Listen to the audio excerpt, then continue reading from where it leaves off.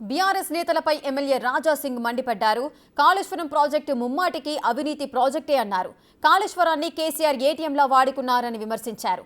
BRS నేతల వైఖరి చూస్తుంటే ఉల్టా చోర్ కోత్వాల్ కో డౌంటే అన్నట్లుగా ఉందన్నారు.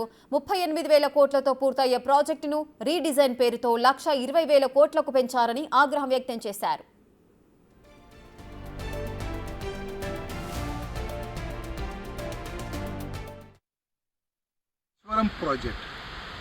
కాళేశ్వరం ప్రాజెక్ట్ పైన మా కేంద్ర మంత్రి బండి సంజయ్ గారు ప్రూఫ్ సహా మీడియా ముఖంగా తెలంగాణ ప్రజలకి తెలియాలని బండి సంజయ్ గారు మాట్లాడారు.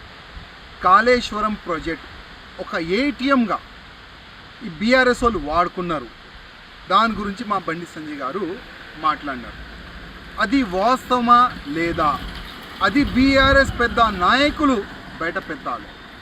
అదేవిధంగా మా బండి సంజయ్ గారు ఏమంటున్నారు, అసలు ఎవరు అయ్యా సొమ్ములాగా మీరు ఒక ఫెయిల్ కాళేశ్వరం ప్రాజెక్ట్ తీసుకొని వచ్చి దాంట్లో మొత్తం అవినీతికి మొత్తం బీఆర్ఎస్ నాయకులు పాల్గొన్నారు, మొత్తం కరప్షన్ చేసినారు.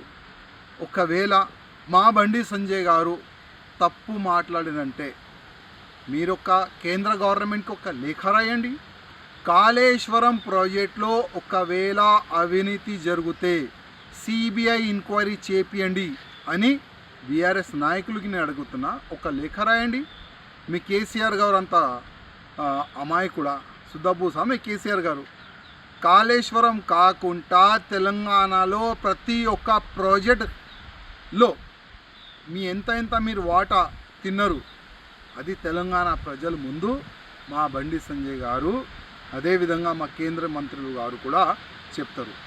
ప్రతిసారి ప్రధానమంత్రి మోదీ గారు కానీ అమిత్ షా గారు కానీ జేపీ నడ్డా గారు కానీ తెలంగాణలో ఎక్కడైనా రైలులు కానీ పొలిటికల్ మీటింగ్లు కానీ ఎక్కడైనా వాళ్ళు పెట్టుకుంటే ఒకటే సబ్జెక్ట్ పైన వాళ్ళు ఫోకస్ చేసినారు, తెలంగాణలో జరుగుతున్న అవినీతి పైన.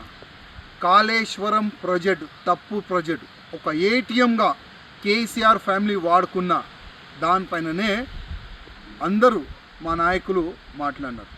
ఒకవేళ అన్ని బీజేపీ నాయకులు తప్పుగా మాట్లాడినారు, అది మీరు ప్రూవ్ చేయాలంటే కేంద్రంకి ఒక లేఖ రాయండి. మీలో దమ్ముంటే బండి సంజయ్ గారు కానీ వేరే నాయకులు కానీ కాళేశ్వరం ప్రాజెక్ట్ పైన తప్పుగా మాట్లాడుతున్నారు, ఆ కాళేశ్వరం ప్రాజెక్ట్ పైన ఒక సిబిఐ ఎంక్వైరీ చేపియండి అని ఒక లేఖ రాయండి. మీలో దమ్ముంటే బీఆర్ఎస్ నాయకులకి చెప్తున్నా, మా కేంద్ర మంత్రి బండి సంజయ్ గారు మాట్లాడిన ప్రతి ఒక్క మాట నిజం. అది తప్పు ఉంటే మీరు ప్రూవ్ చేయండి.